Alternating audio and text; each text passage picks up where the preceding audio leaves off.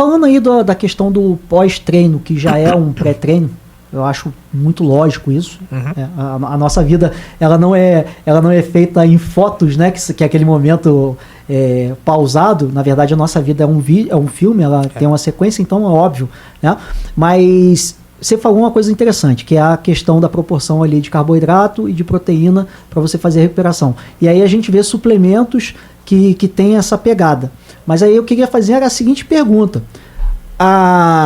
Você dá ênfase, você como nutricionista e como atleta também, dá ênfase já jogar para um suplemento essa responsabilidade, ou vale a pena você primeiro focar numa comida de verdade? Você entendeu? Tipo assim, o que a gente falou, suplemento é uma suplementação, ele vem complementar a alimentação.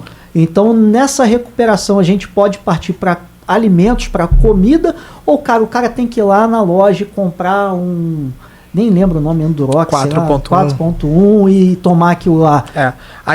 Isso, como sempre, como quase tudo na nutrição, depende muito do contexto do indivíduo, de como que ele vem, do que ele vem fazendo ali.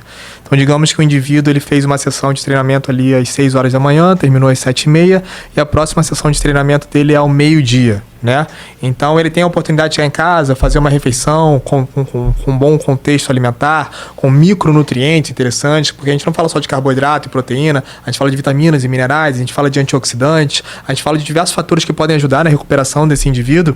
Se ele tiver tempo hábil para parar e comer, eu prefiro que o indivíduo coma, com toda certeza, assim. Hoje mesmo eu conversei com um paciente sobre isso, ele me fez exatamente essa pergunta: vale a pena o 4.1 ou eu posso parar para comer? Eu falei, não, cara, você senta em casa, toma teu café da manhã, come, vai ser muito mais interessante. Agora, digamos que o indivíduo, ele terminou a sessão de treinamento às 7h30 da manhã, às 9 horas da manhã ele já tem que estar na segunda sessão de treinamento, e se ele for comer toda aquela quantidade de comida, muitas vezes ele vai ficar pesado para se sentir para a segunda sessão de treinamento.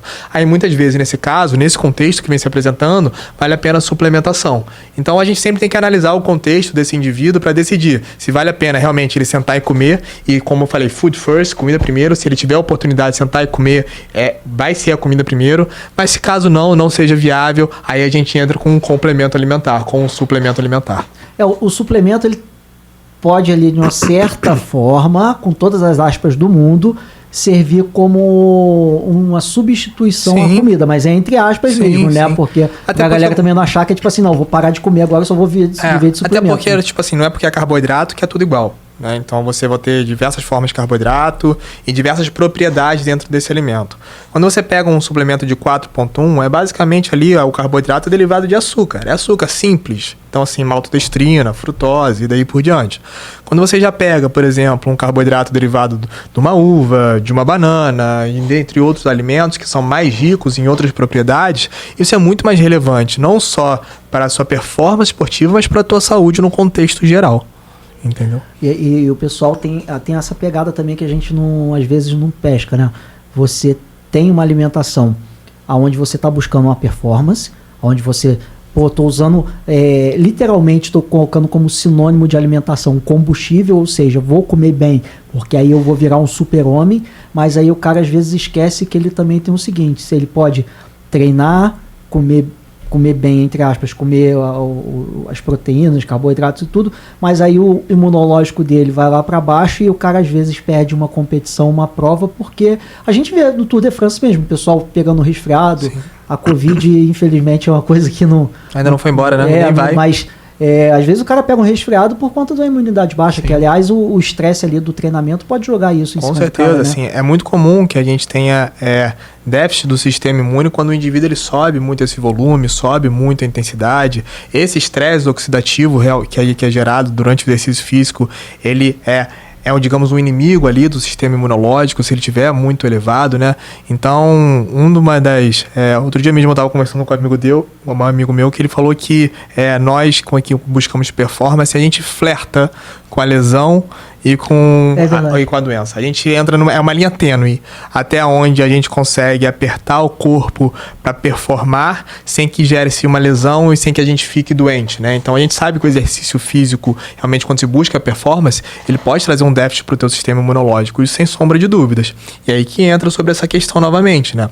Uma alimentação que ela é rica em vitaminas e minerais, que ela é rica em antioxidantes, ela pode ajudar muito o teu sistema imunológico. Em contrapartida, uma alimentação que eu sua fonte de carboidrato vem de, vamos falar de pizza de novo, de pizza. Pô, esquece a pizza, cara. Pô, esquece a pizza. De só de açúcar refinado e daí por diante, ela vai ter uma repercussão metabólica diferente para você, né? Uma repercussão metabólica diferente na tua microbiota intestinal. E aí a gente vai falar desses micro-organismos, no geral, que povoam o teu intestino, que é um dos fatores que mais influenciam no teu sistema imunológico, né?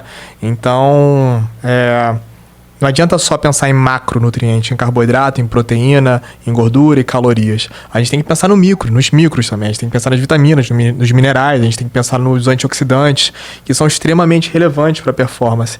Esse mesmo amigo meu, Fábio, até se estiver assistindo aí, gente fina demais, anda muito forte também, de triatlon, falou que... E o Fábio, ele é bem estudioso, assim, né? Uhum. E ele montava a dieta dele, quando fazia a contagem calórica dele e aí comendo. Aí falou que ele comia muitas vezes de uma forma um pouco mais suja, digamos assim, com alimentos não tão saudáveis. Mas ele estava dentro da contagem calórica. A partir do momento que ele continuou com aquela mesma contagem calórica, com aquela mesma divisão de macronutrientes, porém ele optou por fazer uma dieta 95% do tempo com alimentos saudáveis, assim, né? Frutas, vegetais, boas fontes de carboidrato, ele falou que o processo de performance dele, de recuperação dele melhorou, ele falou sem brincadeira, ele falou em 35%. Foi isso, cara? Foi exatamente o que ele falou. Cara, me recuperou e melhorou em 35%. Então as pessoas, elas não dão ênfase, isso é completamente enviesado, é o que ele falou dele, logicamente. Uhum. Não estou falando que se você come mal, se você come bem. Porque as pessoas têm isso na internet, né? Se você come mal, se você come bem, você vai melhorar a tua performance em 35%. Não, mas... No caso dele, se aplicou. Foi o que ele me falou, né? Então é o relato dele. É a questão da sensação também, perfeito. Da subjetividade da coisa. Perfeito, exatamente. Isso, né? Então é muito importante que você saiba escolher quais alimentos você está colocando ali. Inclusive para sua individualidade. Porque para alguns indivíduos... alimentos que em tese são considerados saudáveis podem trazer prejuízos. Por exemplo, eu tenho síndrome do intestino irritável. E a gente tem vários alimentos que são ricos no que a gente chama de FODMAPs. FODMAPs são alguns tipos de carboidratos fermentáveis ou polióis. E esses FODMAPs, para quem tem síndrome do intestino irritável, geram um processo de desconforto gastrointestinal muito expressivo. Então são alimentos que muitas vezes são muito saudáveis, mas são ricos em FODMAPs. Por exemplo, feijão, melancia, maçã, mel... Enfim, nós temos N alimentos que são ricos em FODMAPs que se eu consumo na minha dieta, isso me gera um prejuízo. E aí muitas vezes com síndrome do intestino irritável, isso altera o trânsito intestinal da pessoa, a alteração do trânsito intestinal da pessoa pode alterar a microbiota intestinal da pessoa, que pode influenciar diretamente, por exemplo, no sistema imunológico dela. Então, a gente tem que sempre pensar também na individualidade da pessoa, né? Como eu falei, no contexto em que a pessoa está inserido, para a gente decidir o que realmente na alimentação dela vai ajudar a performance dela ou pode prejudicar. Entendi. Bom,